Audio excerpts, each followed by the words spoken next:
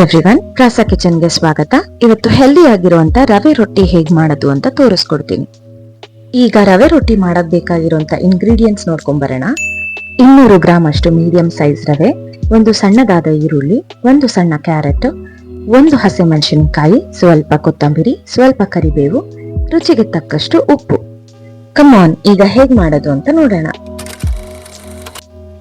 ಈಗ ಮೀಡಿಯಂ ಸೈಜಿನ ರವೆಗೆ ಒಂದು ಸಣ್ಣಗೆ ಹಚ್ಕೊಂಡಿರುವಂತ ಈರುಳ್ಳಿ, ಎಷ್ಟು ಸಣ್ಣಗಾಗುತ್ತೋ ಅಷ್ಟು ಸಣ್ಣಗೆ ಹಚ್ಕೊಳ್ಳಿ.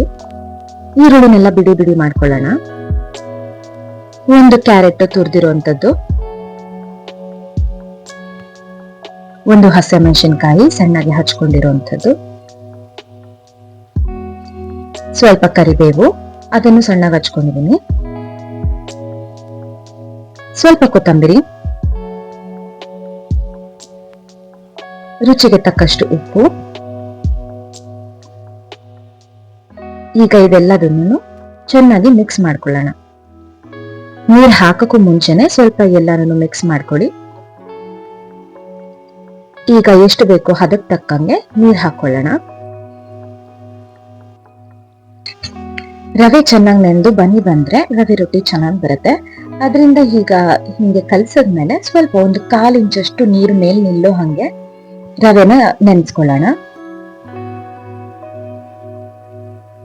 A few moments later. ನಾನು ರೊಟ್ಟಿ ಕಲಸಿಟ್ಟು ಒಂದು 10 ನಿಮಿಷ ಆಗಿದೆ. ಈಗ ಒಳ್ಳೆ ಬನಿ ಕೂಡ ಬಂದಿದೆ. ಬನ್ನಿ ರೊಟ್ಟಿ ಬರೆಯೋಣ. ಅಂಚಕ್ಕಾದ್ಮೇಲೆ ನೀರನ್ನ ಸಿಂಪಡಿಸಿ 1 ಇಡಿಯಷ್ಟು ಬ್ಯಾಟರ್ನ ತಗೊಳ್ಳೋಣ. ಬ್ಯಾಟರ್ ತಗೊಂಡು ಚೆನ್ನಾಗಿ ಅಂಚು ಸುತ್ತನೂ ಬಳ್ಕೊಳ್ಳೋಣ. ಆದಷ್ಟು ತೆಳುವಾಗಿ ಬಳಿಯಕ್ಕೆ ಟ್ರೈ ಮಾಡಿ. ಬಿಸಿ ಆಗ್ತಾ ಇಲ್ಲ ಬಳಿಯಕ್ಕೆ ಅಂದ್ರೆ ಸ್ವಲ್ಪ ನೀರಲ್ಲಿ ಕೈ ಹಚ್ಚಿ ಮತ್ತೆ ಬಳಿಯಕ್ಕೆ ಸ್ಟಾರ್ಟ್ ಮಾಡ್ಬೋದು. ಬೇಗ ಬೇಗ ಹರಡ್ಬೇಕಾಗುತ್ತೆ ಇದನ್ನ.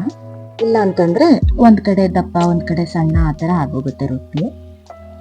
ಎಲ್ಲಾ ಕಡೆಗೂ ಸಮನಾಗಿ ಕೈ ಆಡಿಸ್ತಾ ಒಂದೇ ಹದವಾಗಿ ಒಂದು ತೆಳ್ಳನೆಯ ರೊಟ್ಟಿನ ಬಳ್ಕೊಳ್ಳೋಣ.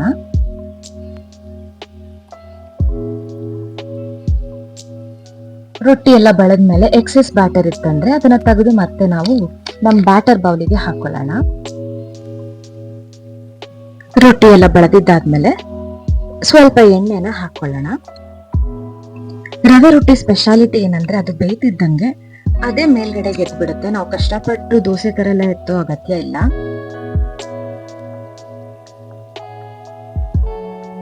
ಅಂಚಿಗೆ ಅಂಟದಿರ ಅದಾಗದೇ ಎದ್ದೊಳುತ್ತೆ.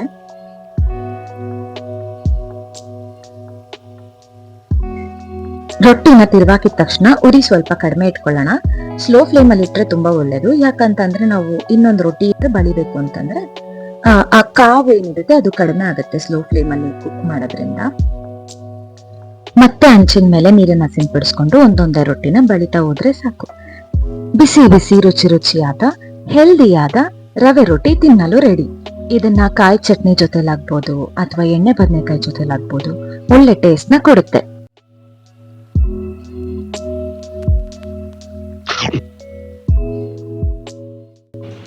ಚೆನ್ನಾಗಿದೆ. ಇನ್ನೊಂದು ಸ್ವಲ್ಪ ಕ್ರಿಸ್ಪಿ ಆಗಿದ್ರೆ ಇನ್ನೂ ಚೆನ್ನಾಗಿರೋದು. ಬಟ್ ಎಲ್ಲ ಕನ್ಸಿಸ್ಟೆನ್ಸಿ, ಉಪ್ಪು ಮತ್ತು ತರಕಾರಿಗಳದ್ದು ಫ್ಲೇವರ್ ಎಲ್ಲ ಚೆನ್ನಾಗಿದೆ. ಇವತ್ತಿನ ಕಿಚನ್ ಟಿಪ್ಸ್ ಅಲ್ಲಿ ರವೆ ಬಗ್ಗೆ ತಿಳ್ಕೊಳ್ಳೋಣ. ರವೆಯಲ್ಲಿ ಕಾರ್ಬೋಹೈಡ್ರೇಟ್ಸ್ ಇರೋದ್ರಿಂದ ನಮ್ಮ ದೇಹಕ್ಕೆ ಅಗತ್ಯವಾದ ಎನರ್ಜಿ ಕೊಡುತ್ತೆ. ರವೆ ತಯಾರಿಸೋ ಆಹಾರದಿಂದ ಹೊಟ್ಟೆ ತುಂಬಿದ ಅನುಭವ ಕೂಡ ಬೇಗ ಸಿಗುತ್ತೆ.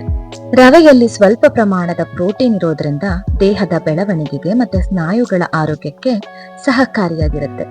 ಇದರಲ್ಲಿ ಅಯನ್ ಅಂಶ ಕೂಡ ಇರೋದ್ರಿಂದ ಆರೋಗ್ಯಕರ ರಕ್ತ ಕಣಗಳ ಉತ್ಪತ್ತಿಗೆ ಸಹಾಯ ಮಾಡುತ್ತೆ. ರವೆಯಲ್ಲಿ ಕೆಲವು ಬಿ ವಿಟಮಿನ್ಸ್ ಇದ್ದು ಆಹಾರನ ಎನರ್ಜಿಯಾಗಿ ಪರಿವರ್ತಿಸಲು ಕೂಡ ಸಹಾಯ ಮಾಡುತ್ತೆ. ರವೆಯಿಂದ ಉಪ್ಪಿಟ್ಟು, ರವಾ ಇಡ್ಲಿ, ರವಾ ದೋಸೆ, ರವೆ ರೊಟ್ಟಿ, ಕೇಸರಿ ಬಾತು ಇನ್ನು ಮುಂತಾದ ಟೇಸ್ಟ್ ಡಿಶ್ಗಳನ್ನ ಮಾಡ್ಬೋದು. ರವೆಗೆ ತರಕಾರಿ, ಸೊಪ್ಪು, ಬೇಳೆ ಅಥವಾ ನಟ್ಸ್ ಸೇರಿಸೋದ್ರಿಂದ ನ್ಯೂಟ್ರಿಷನ್ ವ್ಯಾಲ್ಯೂ ಇನ್ನೂ ಹೆಚ್ಚಾಗುತ್ತೆ. ಲೈಕ್, ಶೇರ್, ಸಬ್ಸ್ಕ್ರೈಬ್ ಮತ್ತೆ ಕಮೆಂಟ್ ಮಾಡೋದು ಮರಿಬೇಡಿ. ಮತ್ತು ಬೆಲ್ ಐಕಾನ್ ಇದೆ ಅದು ಒತ್ತಿಬಿಡಿ. Thank you.